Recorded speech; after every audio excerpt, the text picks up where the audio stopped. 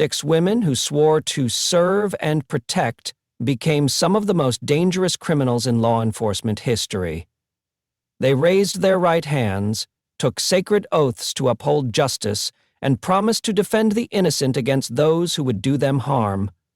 Instead, they turned their badges into weapons, their uniforms into disguises, and their authority into tools of terror.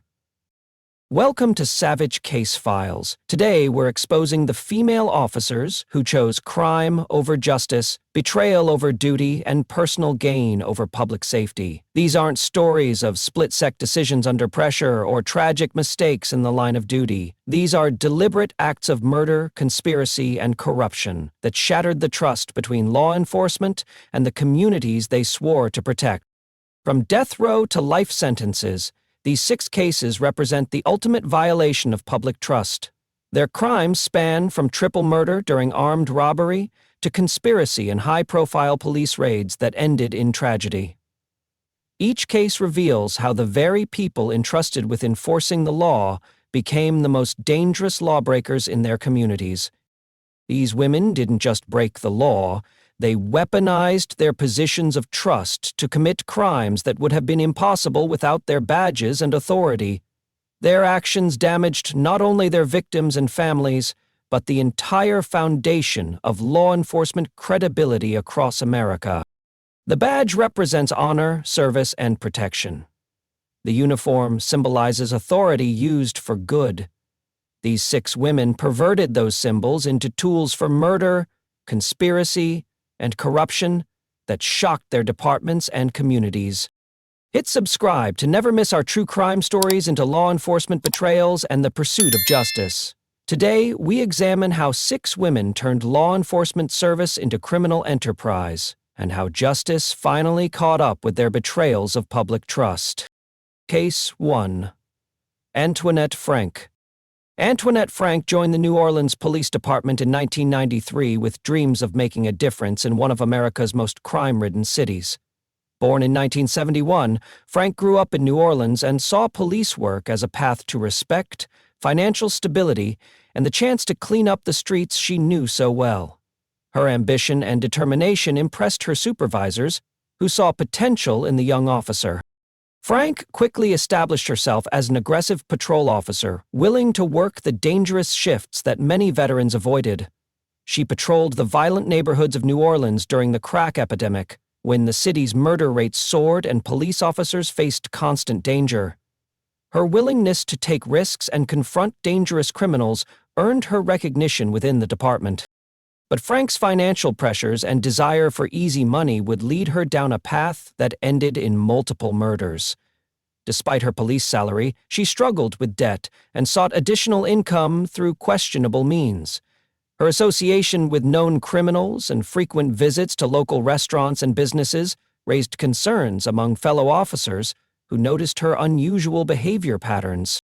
On March 4, 1995, Frank committed one of the most shocking crimes in New Orleans police history when she robbed the Kim And restaurant in New Orleans East. She entered the establishment while off-duty, but armed with her service weapon, intending to steal money from the business she had visited numerous times while on patrol. Her familiarity with the restaurant's operations and staff made her believe the robbery would be simple and profitable. The robbery turned deadly when Frank encountered Officer Ronald Williams, who was working security at the restaurant during his off-duty hours. Williams, a fellow NOPD officer and father of 4, was eating dinner when Frank entered to commit the robbery. The confrontation between the 2 officers escalated quickly, leading to a gunfight that would shock the law enforcement community. Frank shot and killed Officer Williams in cold blood, eliminating the only person who could identify her as the robber. She then murdered Ha and Quang Vu, the restaurant owners who had witnessed the shooting and could testify against her. The triple murder transformed a simple robbery into a capital crime that would eventually send Frank to death row. But her badge couldn't protect her from the evidence that would send her to death row within 2 years of the murders. The investigation revealed Frank's connection to the restaurant, her financial problems, and physical evidence linking her to the crime scene. Witnesses who survived the attack identified her as the shooter, despite her attempts to create an alibi. The New Orleans Police Department launched an intensive investigation into one of their own, working with the district attorney's office to build a case against Frank. The evidence included ballistics matching her service weapon, witness testimony, and her suspicious behavior following the murders. Her fellow officers were shocked to learn that one of their own had murdered a colleague and innocent civilians. During the investigation, authorities discovered that Frank may have been involved in other criminal activities, including the suspected murder of her own father. The pattern of violence and her willingness to kill anyone who threatened her criminal activities revealed a dangerous individual who had used her police position to facilitate multiple crimes. Frank's trial began in 1995, with prosecutors seeking the death penalty for the capital murder of 3 people during an armed robbery. The evidence against her was overwhelming, including eyewitness testimony from survivors and physical evidence linking her to the crime scene. Her defense team struggled to explain away the mountain of evidence against their client. The jury convicted Antoinette Frank of first-degree murder and sentenced her to death for the triple murder at Kim On Restaurant. The verdict shocked the New Orleans community and highlighted the corruption problems plaguing the police department during the 1990s. Frank became one of the few women on Louisiana's death row. Frank remains on death row at the Louisiana Correctional Institute for Women, where she has spent over 25 years awaiting execution. Her case became a symbol of police corruption in New Orleans and contributed to reform efforts within the department. The murders of Officer Williams and the Vu family remain among the most notorious crimes committed by a law enforcement officer in Louisiana history. Case 2. Alfreda Fluker. Alfreda Fluker built a respected career as a Birmingham police detective, earning the trust of her colleagues and the community through years of dedicated service investigating serious crimes. Her experience in criminal investigations gave her intimate knowledge of how murders were committed, how evidence was collected, and how cases were solved. This expertise would later help her plan and execute her own deadly crime. Fluker's position as a detective provided her with access to sensitive information, crime scene techniques, and investigative methods that most criminals never learn. She understood forensic evidence, witness interviews, and the legal system from the inside. Her colleagues respected her analytical skills and attention to detail, never suspecting these same abilities would be turned toward planning murder. The detective's personal life became complicated when she developed romantic feelings for a fellow officer who was already in a relationship with Kenesha Nicole Fuller. The love triangle created intense jealousy and resentment that would eventually explode into deadly violence. Fluker's obsession with her colleague and hatred for his girlfriend consumed her thoughts and drove her toward a murderous solution. On a fateful day in 2020, Fluker's jealousy reached a breaking point when she decided to eliminate her romantic rival permanently.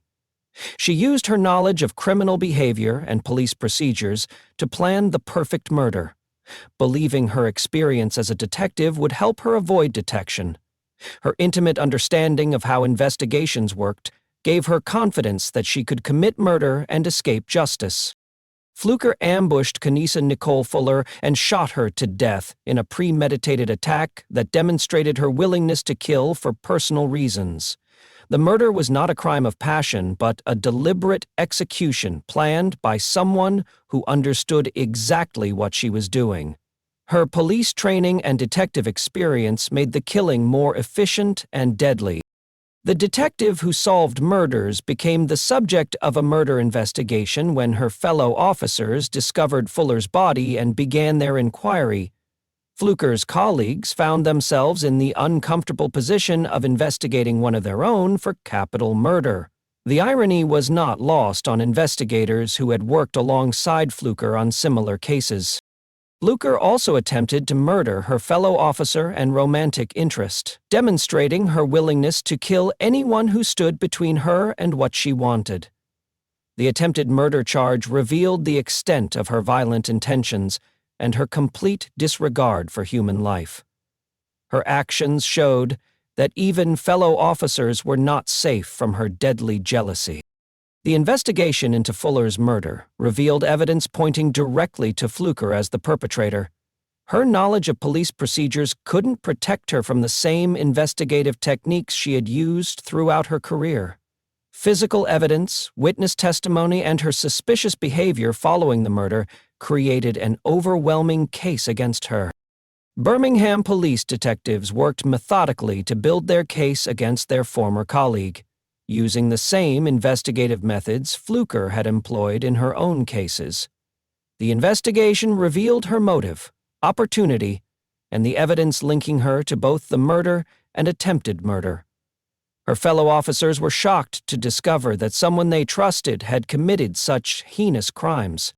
During legal proceedings, prosecutors presented evidence of Fluker's premeditated plan to murder Fuller and attempt to kill her fellow officer.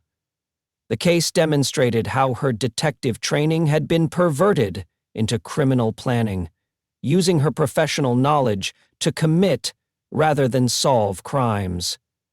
Her betrayal of her oath and her colleagues was complete. Alfreda Fluker was convicted of capital murder and attempted murder, receiving a sentence of life imprisonment without the possibility of parole. The conviction meant she would spend the rest of her life in prison for using her position as a detective to plan and execute murder. Her case shocked the Birmingham Police Department and damaged trust within the law enforcement community. Fluker's transformation from respected detective to convicted murderer highlighted the dangers of unchecked personal obsessions and the potential for law enforcement officers to use their training for criminal purposes. Her case became a cautionary tale about how professional knowledge and authority can be corrupted when personal motivations override professional duty and moral obligation. Case 3. Aaron J. Sharma. Aaron J. Sharma worked as a corrections officer with the U.S. Bureau of Prisons, one of the most trusted positions in the federal law enforcement system. Her job required her to maintain the safety and security of federal inmates, ensuring that vulnerable prisoners were protected from violence and that the facility operated according to strict federal guidelines. The position demanded integrity, professionalism, and an unwavering commitment to inmate welfare. Federal corrections officers undergo extensive training and background checks before being entrusted with the lives of federal prisoners. Sharma's position gave her authority over inmate housing assignments, daily routines, and interactions with other prisoners. Her decisions could mean the difference between safety and danger for the inmates under her supervision, making her role critical to the federal prison system's operation. The federal prison system houses some of America's most dangerous criminals, requiring corrections officers to maintain strict protocols for inmates' safety and security. Vulnerable inmates, including those who cooperate with law enforcement or face threats from other prisoners, depend on officers like Sharma to protect them from violence. Her responsibility extended beyond simple custody to active protection of those most at risk. Sharma's crime involved a deliberate conspiracy to place a vulnerable federal inmate in a situation where he would be killed by a violent prisoner. She used her authority and knowledge of inmate dynamics to engineer a deadly encounter, essentially arranging for murder within the federal prison system. Her actions represented a complete betrayal of her oath to protect and serve. The conspiracy required Sharma to manipulate housing assignments and create opportunities for the violent prisoner to attack the vulnerable inmate. She used her insider knowledge of prison operations, inmate relationships, and security procedures to facilitate the murder. Her position as a federal corrections officer made the conspiracy possible and gave her the access needed to arrange the deadly encounter. Her job was to protect inmates, but she became their executioner through deliberate manipulation of the prison system. The vulnerable inmate who died trusted the federal prison system to keep him safe from violence, never knowing that his own guard was plotting his death. Sharma's betrayal represented the ultimate violation of the trust placed in federal corrections officers. The murder occurred as Sharma had planned, with the violent prisoner attacking and killing the vulnerable inmates she had deliberately placed in harm's way. The death appeared to be a typical prison violence incident, until federal investigators began examining the circumstances surrounding the housing assignments and interactions leading to the murder. Federal investigators launched a comprehensive inquiry into the inmate's death, examining all aspects of his housing, interactions, and the decisions made by corrections staff. The investigation revealed suspicious patterns in housing assignments and communications that pointed to deliberate manipulation rather than random prison violence. Sharma's role in facilitating the murder became clear through careful analysis of prison records and procedures. The investigation exposed Sharma's systematic abuse of her position to arrange for an inmate's murder, revealing the extent of corruption within the federal prison system. Her conspiracy demonstrated how corrections officers could use their authority to facilitate violence rather than prevent it. The case shocked federal law enforcement officials who had trusted her with inmate safety. During legal proceedings, federal prosecutors presented evidence of Sharma's deliberate conspiracy to cause the vulnerable inmate's death through manipulation of prison housing and security procedures. The case revealed how she had perverted her protective role into a tool for murder, using federal resources and authority to facilitate deadly violence. Aaron J. Sharma was convicted of conspiracy charges related to the inmate's death and sentenced to life in federal prison. The sentence reflected the severity of her betrayal and the deliberate nature of her actions in causing another person's death. Her conviction sent a message that federal corrections officers who abused their positions would face the harshest possible consequences. Sharma's case exposed vulnerabilities in the federal prison system and led to enhanced oversight of inmate housing decisions and corrections officer conduct. Her transformation from protector to killer highlighted the potential for corruption within federal law enforcement and the deadly consequences when trusted officials betray their oaths to serve and protect. Case 4. Kelly Goodlett. Kelly Goodlett served as a detective with the Louisville Metro Police Department, trusted with conducting sensitive investigations and preparing legal documents that could determine life and death outcomes.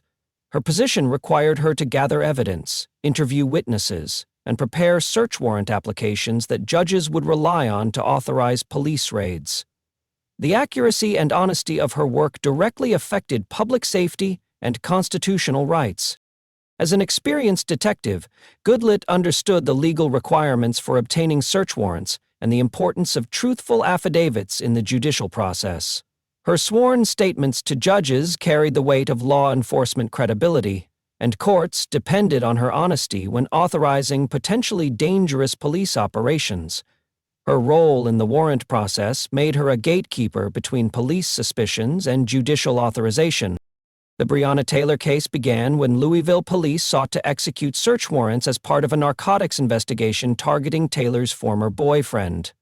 Goodlett became involved in preparing the warrant application for Taylor's apartment, a document that would justify the police raid that ended in tragedy. Her responsibility was to ensure that all information in the warrant was accurate and legally sufficient. On March 13, 2020, Louisville police executed the search warrant at Breonna Taylor's apartment, leading to a confrontation that resulted in Taylor's death when officers shot her during the raid. The 26-year-old emergency medical technician was killed in her own home during what was supposed to be a routine search operation. The raid found no drugs or evidence of criminal activity. The shooting sparked national protests and intense scrutiny of the warrant application that had authorized the deadly raid.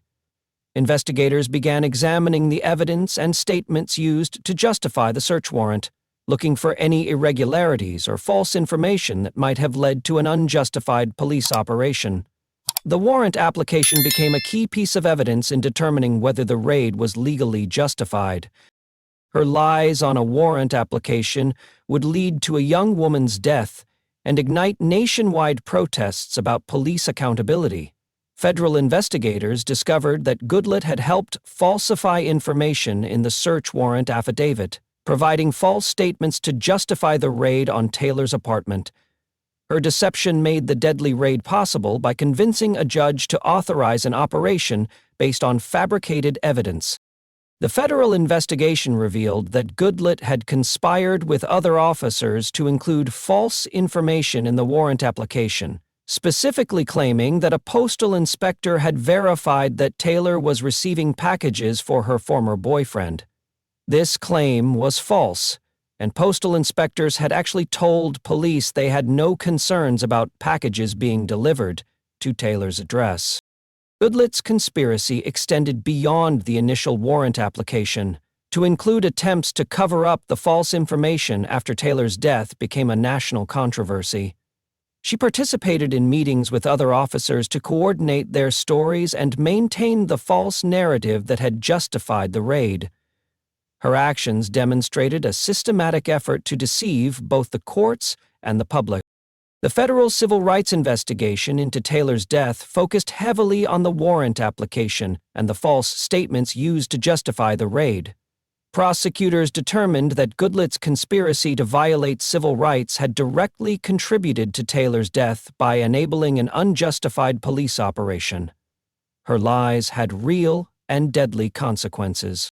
Federal prosecutors charged Goodlett with conspiracy to violate civil rights under color of law, a serious federal crime that carries significant prison time. The charges reflected the government's determination to hold police officers accountable for constitutional violations that result in civilian deaths. Her case became a symbol of the need for police reform and accountability.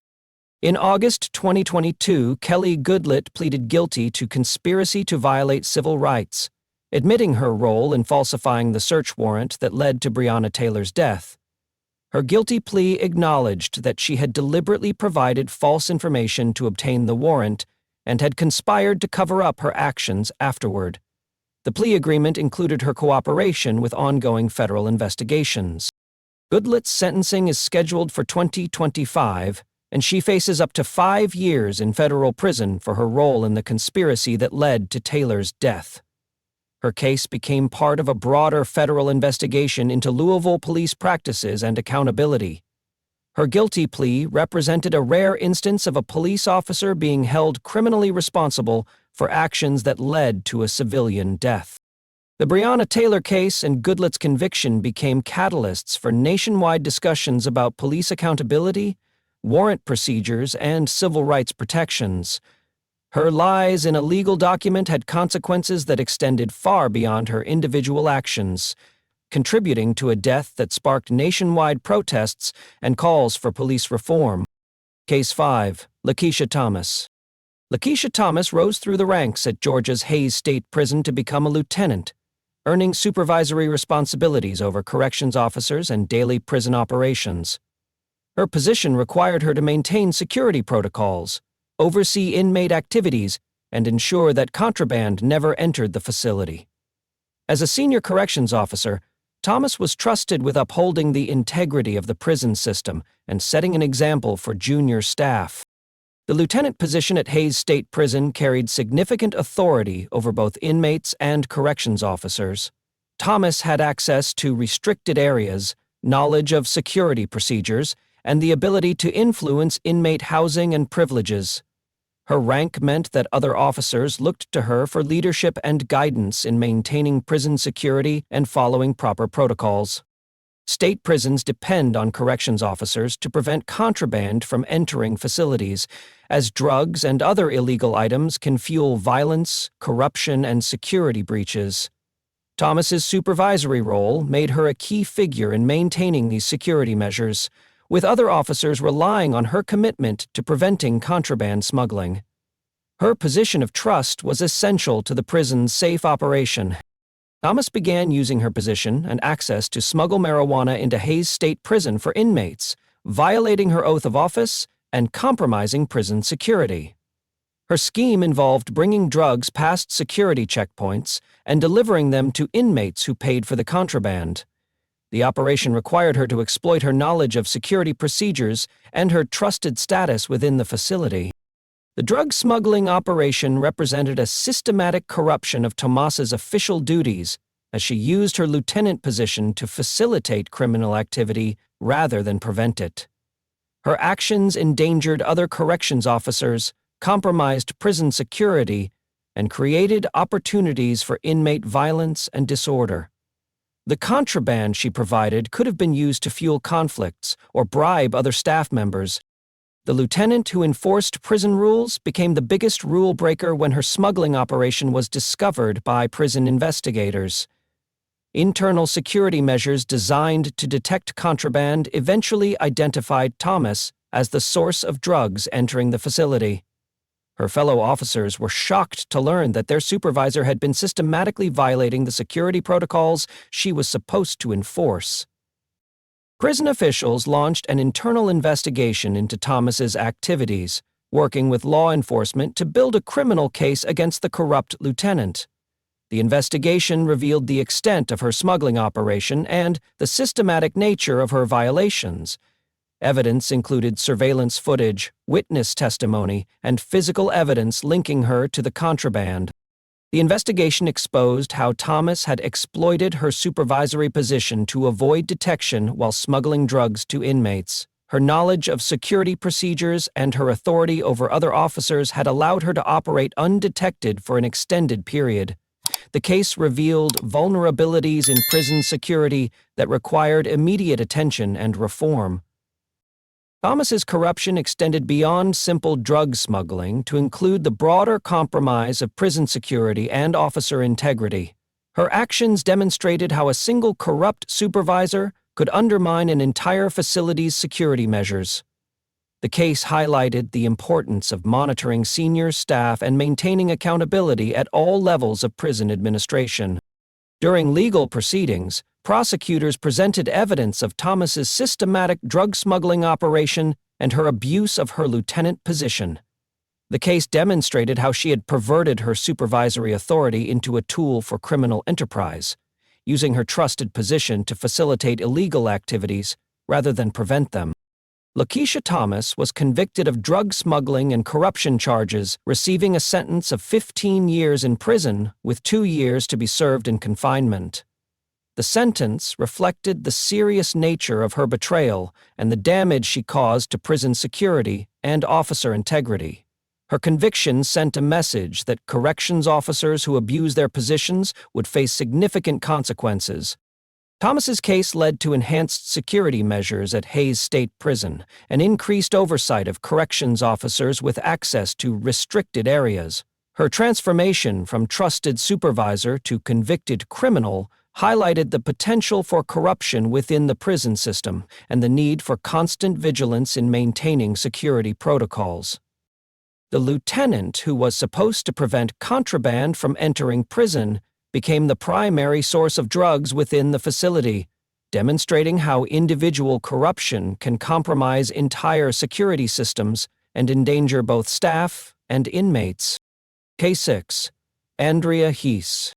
Andrea Heinous served as a patrol officer with the Columbia Police Department in Missouri, responsible for protecting the community and ensuring public safety throughout her assigned areas. Her duties included routine patrols, traffic enforcement, and responding to emergency calls that required immediate police intervention. As a sworn officer, Heinous was entrusted with operating police vehicles safely while performing her law enforcement responsibilities. Police officers receive extensive training in emergency vehicle operation, defensive driving techniques, and the proper procedures for navigating through traffic during both routine patrols and emergency responses. Heinous' training emphasized the critical importance of maintaining control of her patrol vehicle at all times, especially when driving near schools, code playgrounds, and other areas where children might be present. The Columbia Police Department assigned officers to patrol school zones during arrival and dismissal times, when hundreds of children walked on sidewalks and crossed streets near educational facilities. These assignments required heightened awareness and careful driving, as officers were specifically positioned to protect the most vulnerable members of the community. School zone patrols represented one of law enforcement's most important public safety responsibilities. On the day that would end her career and a child's life, Heinous was conducting routine patrol duties near an elementary school when children were present on sidewalks and school grounds. Her patrol SUV was equipped with all standard safety equipment and emergency systems, and weather conditions posed no unusual driving challenges. The circumstances required nothing more than normal attention to safe driving practices. Heinous drove her patrol SUV onto a sidewalk outside the elementary school, striking and killing a 4-year-old child who was walking in what should have been a safe pedestrian area. The impact was fatal, ending the life of an innocent child who had every reason to expect protection from the police officer patrolling his school. The tragedy occurred in broad daylight, with multiple witnesses present. The officer sworn to protect children became responsible for a child's death through careless and imprudent driving that violated basic safety protocols. Her patrol vehicle, meant to be a symbol of safety and protection, became the instrument of a child's death. The irony was devastating for the family, the community, and the police department that had trusted her with public safety.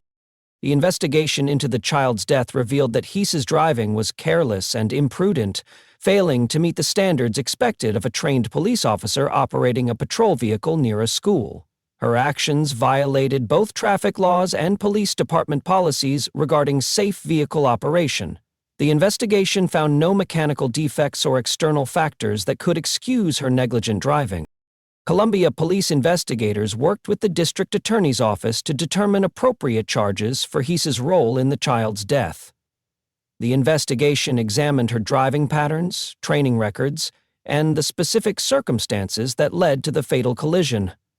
Physical evidence and witness testimony supported charges of careless and imprudent driving resulting in death.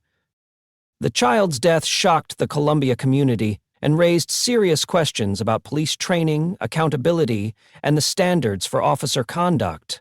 Parents who had trusted police officers to protect their children near schools were horrified that an officer had killed a child through negligent driving. The case damaged trust between the police department and the community it served.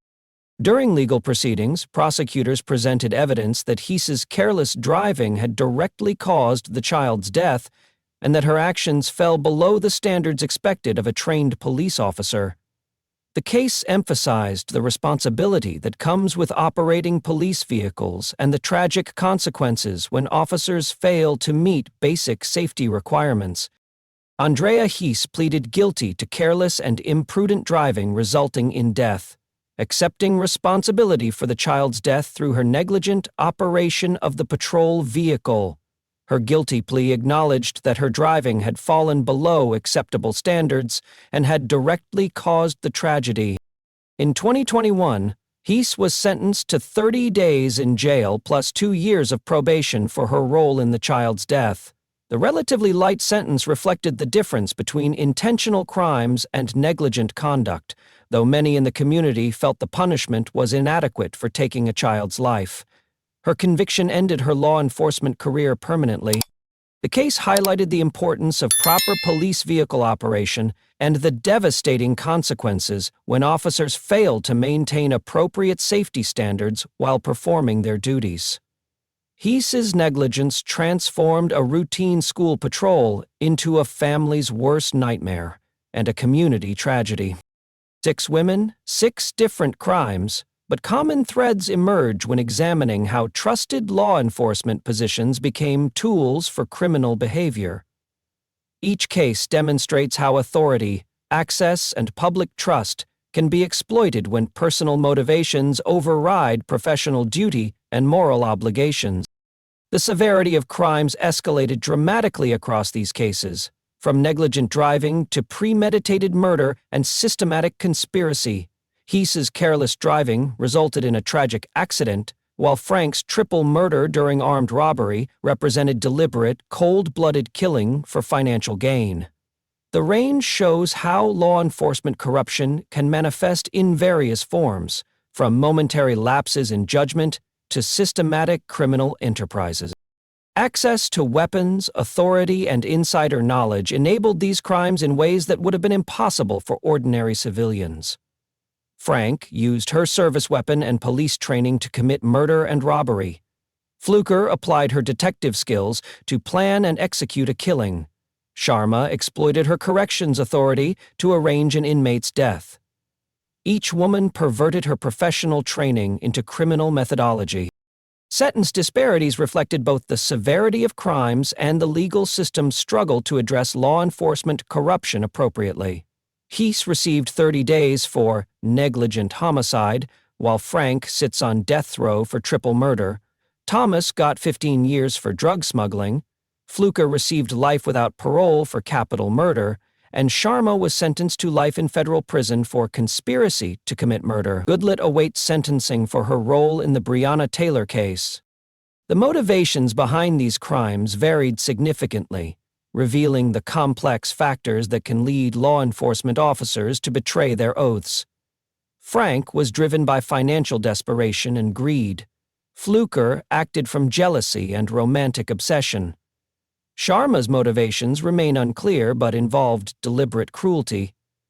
Thomas sought personal profit through corruption. Goodlet participated in a cover-up to protect herself and colleagues. Heinous' case involved negligence rather than criminal intent.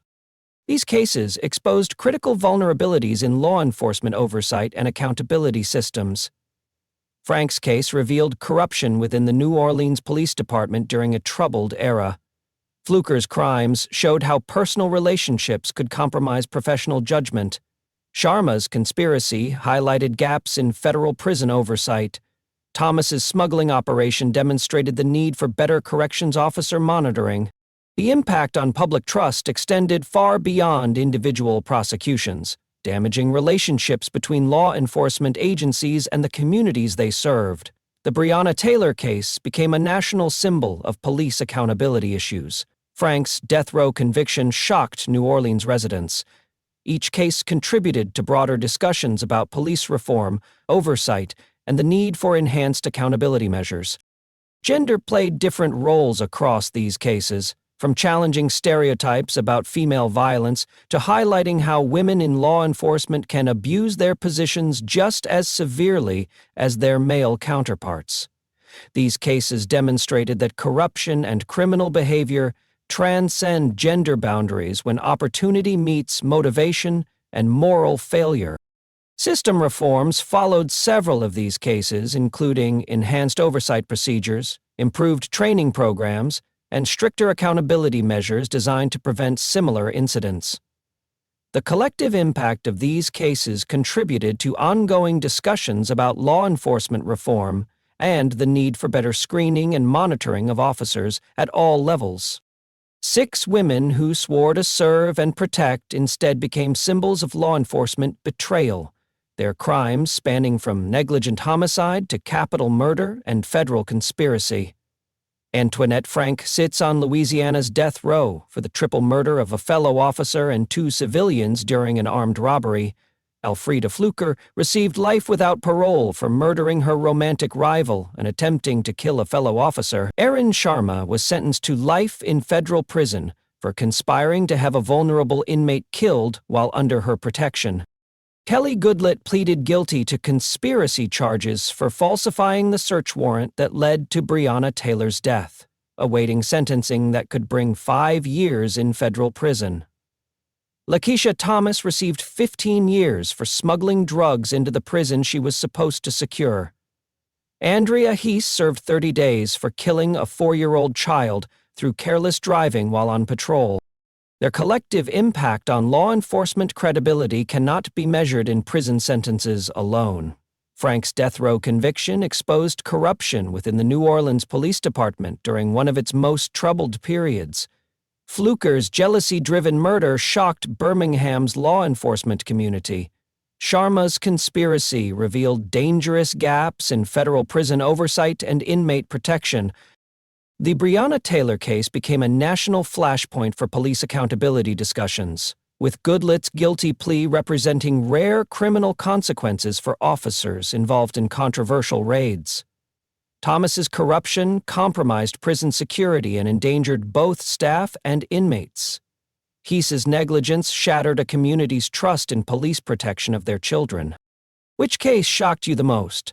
The death row cop who murdered her fellow officer during an armed robbery? The detective who used her investigative skills to plan and execute a jealousy killing? The federal corrections officer who conspired to have an inmate murdered? Or the detective whose lies on a warrant led to Breonna Taylor's death? These cases reveal how individual actions can have far-reaching consequences for entire law enforcement agencies and the communities they serve. Each woman exploited her position of trust to commit crimes that would have been impossible without her badge, uniform, and authority. The debate continues over appropriate accountability measures for law enforcement officers who betray their oaths and violate public trust. Should corruption cases like Thomas's receive harsher sentences? Was Heese's 30-day sentence adequate for killing a child through negligent driving? Do conspiracy cases like Sharma's and Goodlet's deserve life sentences for their roles in deaths? These women didn't just break the law. They weaponized their positions of trust to commit crimes that damaged the foundation of law enforcement credibility. Their actions demonstrate that corruption can emerge from any rank, any department, and any motivation when professional duty gives way to personal desires. Subscribe to Savage Case Files for more investigations into law enforcement crimes, corruption cases, and the pursuit of justice within America's police and corrections systems. Hit the notification bell to never miss our examinations of how individual betrayals can compromise entire departments and damage public trust. From death row to federal prison to brief jail sentences, these 6 cases represent the spectrum of law enforcement corruption and the varying consequences that follow when officers choose crime over duty. Their stories serve as reminders that the badge and uniform carry responsibilities that extend far beyond individual action. This has been Savage Case Files, where law enforcement accountability meets justice, and where the truth about corruption within America's police and corrections systems is exposed. 6 women who chose betrayal over service, crime over justice, and personal gain over public safety. Their sentences may vary, but the damage to law enforcement credibility and public trust continues to resonate through American communities nationwide. Justice was served in each case, but the cost of their betrayals will be measured in decades of damaged relationships between law enforcement and the communities they swore to protect and serve.